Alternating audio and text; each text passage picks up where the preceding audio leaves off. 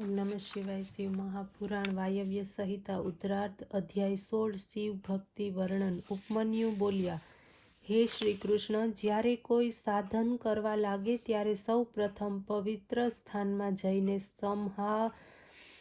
સમયાહવય નામનો સંસ્કાર કરવો. આ માટે શુભ દિવસ, પુણ્ય સમય જોવો, ત્યાંની સુગંધ, વર્ણ, રસ વગેરેની પરીક્ષા કરવી. પછી એ ભૂમિ ઉપર શિલ્પશાસ્ત્ર કથિત વિધિ દ્વારા મનોહર મંડળની રચના કરવી. મધ્યમાં વેદી હોય, ઈશાન ખૂણાથી લઈને 8 દિશાઓમાં કુંડ બનાવવા. પશ્ચિમ દિશામાં પ્રધાન કુંડ હોવો જોઈએ, અથવા તો એક કુંડ પણ સુંદર બનાવવો. ચંદરવો, ધજા, પતાકા, પુષ્પમાળાઓ વગેરેથી એને સુશોભિત કરવા. એ વેદીના મધ્યમાં સુંદર મંડપ હોવો જોઈએ. પછી ચાંદી સોના દ્વારા ઈશ્વરનું આહ્વાન કરવું. 1 અથવા 2 હાથ સફેદ અથવા લાલ કમળ બનાવવું. કમળની 8 કર્ણિકા નિર્મિત કરવી. આ અડધામાં કેશ તથા અડધામાં દહીં નિર્માણ કરવું.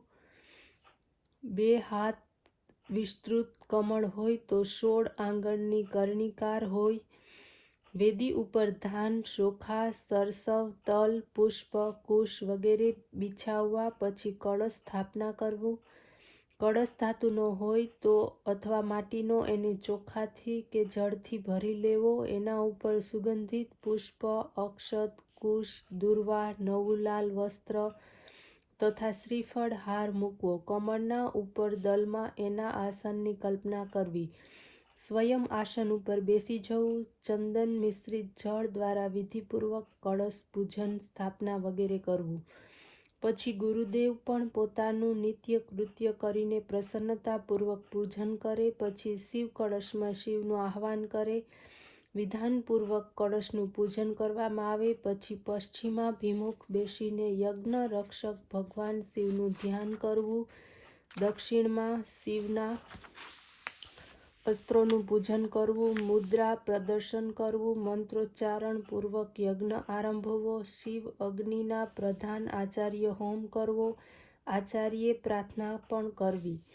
હે સદાશિવ, આપ મારા શરીરમાં પ્રવેશ કરીને આ ભક્તને સાંસારિક દુઃખોમાંથી મુક્ત કરો. એ પછી ઉપવાસક કરતા અથવા હવિષ્યદાન ભોગતા ઓમકારના જપ કરવા. શિષ્યને મંડળમાં દક્ષિણ કે પશ્ચિમ બાજુએ ઉત્તરાભિમુખ મુખ બેસાડવો. પોતે પૂર્વાભિમુખ બેસવું. એનું જળ દ્વારા પ્રોક્ષણ કરવું. પછી ફૂલો દ્વારા તેનું તાડન કરવું. શોધિત નવીન વસ્ત્રથી એની આંખો બાંધી દેવી. એ શિષ્યને મંડપમાં લઈ જવો. ગુરુદેવની આજ્ઞા પ્રાપ્ત કરીને શિષ્ય શિવની 3 પરિક્રમા કરે. એ પછી પૂર્વ તરફ કે ઉત્તર તરફ મુખ રાખીને સુવર્ણ સહિત પુષ્પાંજલિ અર્પણ કરવી. દંડવત પ્રણામ કરવા. પછી શિષ્ય ઉપર પ્રોક્ષણ કરવું. આચાર્ય એની આંખ ઉઘાડી નાખે. શિષ્ય આંખો દ્વારા મંડળનું દર્શન કરે, પ્રણામ કરે. એ શિષ્યને આચાર્ય મંડળની દક્ષિણ બાજુએ દુર્ભાસન ઉપર બેસાડે. પોતે સ્વયં શિવનું આરાધન કરે. એ હાથથી સ્પર્શ કરવો. શિવ મંત્રનું ઉચ્ચારણ કરવું. શિવશાસ્ત્ર પ્રમાણે પ્રાણનો વિનિગમ કરવો. શિષ્યના શરીરમાં પ્રવેશ કરવો. મંત્ર દ્વારા તર્પણ કરવું. મૂળ મંત્રના તર્પણમાં 10 આહુતિઓ આચાર્ય ફરી આપે. એ પછી મહેશ્વરનું પૂજન કરવું. આચમન કરવું. ક્ષત્રિય હોય અથવા વૈશ્ય હોય તો એનો ઉદ્ધાર કરીને તેમાં બ્રાહ્મણ તત્વને ઉત્પન્ન કરવું. પછી રુદ્ર કહીને સંબોધવો. ગુરુદેવ વાયુને નાડી દ્વારા કાઢી નાખી પછી સુષુમ્ના દ્વારા એને ધારણ કરે. પછી મંત્રથી હૃદયમાં પ્રવેશ કરવો. શિષ્યને આસન ઉપર બેસાડવો. ઘડાના જળથી મંત્ર દ્વારા એનું પ્રોક્ષણ કરવું. એ પછી શિષ્ય જઈને સ્નાન કરવું. શુદ્ધ વસ્ત્રોને ધારણ કરવા. મંડપમાં આવવું. પહેલાંની જેમ જ ગુરુ એને કુશના આસન ઉપર બેસાડે. દેવપૂજન વગેરે કરી કરન્યાસ કરવા. પછી આચાર્ય ભસ્મ લઈને શિષ્યનો સ્પર્શ કરતા શિવનું સ્મરણ કરવું. હાથ જોડીને પ્રાર્થના કરવી, હે દેવાધિદેવ, આપ અહીં અચલ બનીને રહો. પછી શિવના તેજનું સ્મરણ કરવું. એ પછી ગુરુદેવે શિષ્યના કાનમાં ધીરે ધીરે શિવ મંત્રનો ઉપદેશ કરવો. અને શિષ્યના પણ હાથ જોડીને તે સંભળાવે. પછી આચાર્યની આજ્ઞા પ્રાપ્ત કરીને શિવ મંત્રનું ઉચ્ચારણ કરવું. ગુરુદેવે એની પાસે શક્તિ મંત્ર બોલાવવો, મંગલાચરણ કરવું અને યોગાસનથી શિક્ષા આપી. એ પછી ગુરુદેવની આજ્ઞાથી શિષ્ય શિવ, અગ્નિ અને આચાર્યની પાસે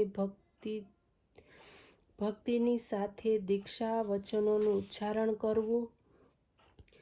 ભગવાન શિવનું જ્યાં સુધી પૂજન કરવામાં ન આવે ત્યાં સુધી ક્યારેય પણ ભોજન ન કરવું. આ રીતે વિધિપૂર્વક પૂજન કરનારો શિષ્ય સમય નામી ગુરુદેવની આજ્ઞાને પ્રાપ્ત કરવાને માટે અધિકારી થાય છે. એ પછી કરન્યાસ વગેરે હાથથી ભસ્મ લઈને શિષ્યને આપી, અભિમંત્રિત રુદ્રાક્ષ પણ આપવો, શિવશંકરની મૂર્તિ પણ આપવી, પૂજન, હવન, ધ્યાન વગેરે સાધન સમજાવવા. શિષ્યે આ સર્વ વસ્તુઓને આદર સાથે ગ્રહણ કરવી. ઓમ નમઃ શિવાય.